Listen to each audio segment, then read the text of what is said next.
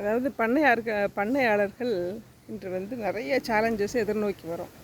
இது தெரியாமலே யூடியூப்லலாம் பார்த்துட்டு ஒரு ஃபார்ம் வாங்கணும், ஃபார்ம் ஹவுஸ் கட்டணும், லட்சக்கணக்கில் சம்பாதிச்சிடலாம், நம்ம வேலையை பார்த்துட்டு இந்த வேலையும் பார்க்கலாம் அப்படின்லாம் நிறைய கனவுகளோடு லட்சக்கணக்கில் ஈவன் கோடி கணக்கில் கூட இன்வெஸ்ட் பண்ணி நிலப்புலத்தை வாங்குகிறாங்க. வாங்கி அதில் இதில் என்ன ஒரு வருந்தத்தக்கது அப்படின்னு பார்த்திங்கன்னா, நிலத்தை பற்றியோ மண்ணை பற்றியோ அல்லது நீர்நிலைகளை பற்றியோ பேசிக்காக ஒரு செடியை வீட்டில் வளர்த்து கூட பார்க்காதவங்களுக்கு ஆசை வந்துடுது இந்த வீடியோஸ் பார்க்குறது மூலமாக. அதனால் என்ன நடக்குது அப்படின்னா, எதுவுமே தெரியாமல் ஒரு நிலத்தை வாங்கிட்டு நம்ம அப்படியே மரம் நட்டு விட்டால் தானாகவே வந்துடும். இப்போ போட்டிருக்காம பாருங்கள், என்னது இந்த மகோகனி நட்டிங்கன்னா கோடிக்கணக்கில் வரும், தேக்கு நட்டால் லட்சக்கணக்கில் வரும், அந்த மாதிரிலாம் போட்டு விட்டுறாங்க. இவங்க என்ன நினச்சிடுறாங்க, ஒரு கன்று என்ன ஈசால வாங்கினாலாம் 7 ரூபா தான், வாங்கி அப்படியே நட்டு விட்டோன்னு வச்சுக்கோங்க தானாகவே வந்துடும் அப்படின்னு நினைக்கிறாங்க.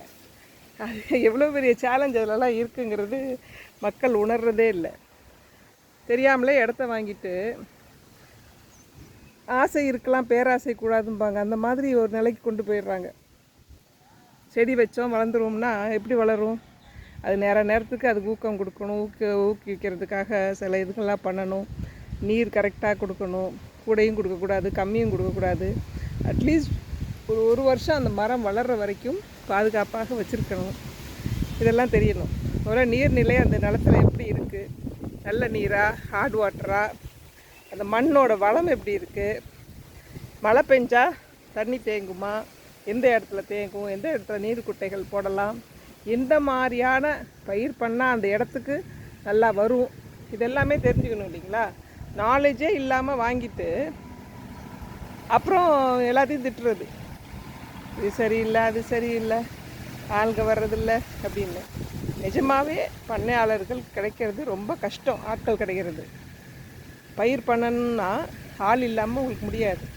களை எடுக்கணும், அப்பப்போ அதுக்கு எல்லா வேலைகளும் நடக்கணும்.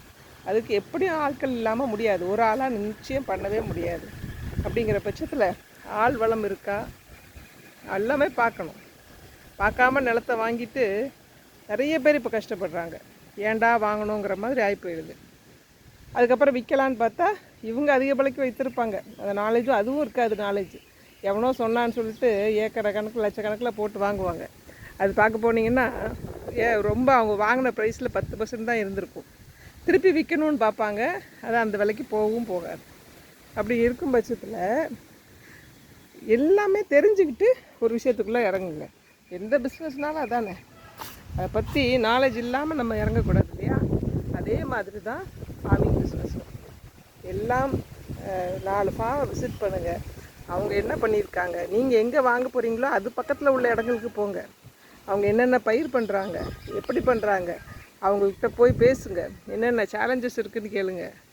அதெல்லாம் கேட்டுட்டு அப்புறம் நீங்கள் ஒரு முடிவுக்கு வாங்க.